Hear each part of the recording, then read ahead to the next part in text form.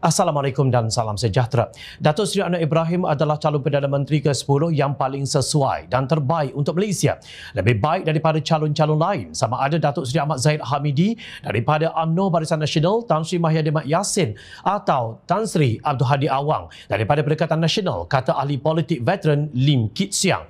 Dialah yang paling layak untuk menghentikan kemerosotan Malaysia yang telah menyebabkan negara kita menjadi negara biasa-biasa kelas kedua untuk memenuhi potensi Malaysia menjadi salah satu negara yang terbaik di dunia, sebuah negara majmuk bertaraf dunia yang merupakan titik pertemuan empat tamadun hebat dunia, tegasnya dalam tulisan di blog limkitsiang.com. Menurut beliau, hanya ada 4 orang calon untuk menjadi Perdana Menteri Malaysia ke-10. Kit Siang percaya walaupun UMNO BN menggunakan Datuk Seri Ismail Sabri Yaakob sebagai poster boy mereka untuk pilihan raya umum ke-15, beliau sendiri tidak yakin akan menjadi Perdana Menteri sekiranya UMNO BN menang dalam pilihan raya umum ke-15. Zahid mahu menjadikan Malaysia sampah masyarakat di peringkat antarabangsa. Malaysia telah menjadi bahan jenaka seluruh dunia dengan skandal keuangan 1MDB sebelum ini. Negara kita digelar sebagai kleptokrasi yang terburuk walaupun perkara ini tidak didedahkan di Malaysia yang diperintah oleh UMNO BN ketika itu, ujarnya. Kit Siang berkata Malaysia akan menjadi bahan ketawa yang lebih buruk apabila orang di sebalik skandal 1MDB Datuk Seri Najib Razak berjalan bebas dari penjara Kajang tanpa menjalani hukuman penjara 12 tahun dan denda 210 juta ringgit.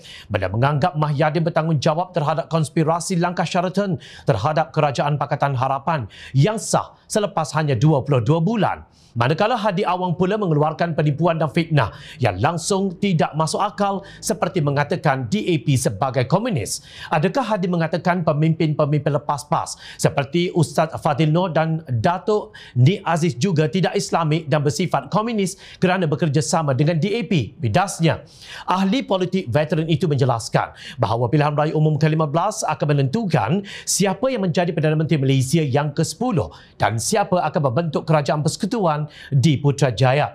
Bagaimanapun, kata Kit Siang, walaupun warisan akan meletakkan calon di semenanjung Malaysia, Presidennya Datuk Seri Syafiee Afdal bukanlah salah seorang calon Perdana Menteri ke-10. Saya tidak persoal hak warisan untuk meletakkan calon di semenanjung Malaysia. Walaupun calon-calon mereka di semenanjung akan bergelut untuk tidak kehilangan deposit mereka, katanya. Seterusnya, Kit Siang menyeru setiap pengundi di Sabah untuk mengundi bagi menjadikan Anwar Ibrahim sebagai Perdana Menteri Malaysia ke-10, bukan Zahid, Mahyadin ataupun Hadi, kerana hanya dia seorang sahaja calon Perdana Menteri yang memahami dan menghargai hakikat bahawa Malaysia adalah sebuah negara majmuk dengan pelbagai kaum, bahasa, agama dan budaya yang merupakan satu aset untuk kita semua, jelas beliau.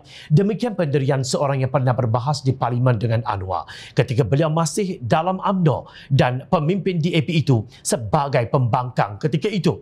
Namun Kit Siang masih dapat melihat sisi Anwar sebagai pemimpin negara yang berwibawa bukan hanya di Malaysia tetapi juga di peringkat antarabangsa.